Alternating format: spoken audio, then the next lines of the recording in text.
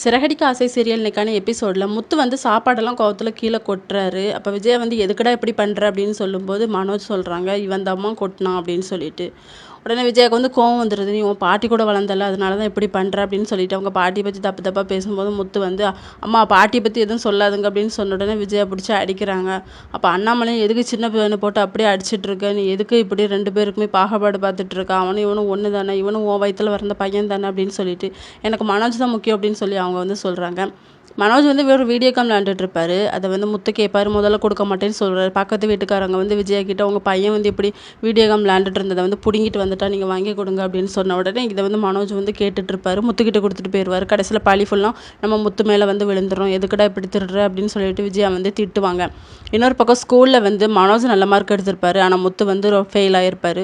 நீ எல்லாம் என் தம்பியாடா இப்படி இருக்கி அப்படின்னு சொல்லி ரெண்டு பேருமே சண்டை போட்டுட்ருப்பாங்க. அப்போ ஸ்கூலில் வந்து சார் வந்து முத்துவை பிடிச்சி முட்டிக்கால் போட சொல்லிடுவாங்க. அவரும் டென்ஷனாகி நிற்பார். அதுக்கப்புறம் ஹெச்எம்மை பிடிச்சி மனோஜ் தான் அடிச்சிருப்பாரு. ஆனால் மனோஜ் வந்து என் தம்பி தான் அடித்தான் அப்படின்னு சொல்லிட்டு இவர் பேரை மாட்டி விட்டுருவார்.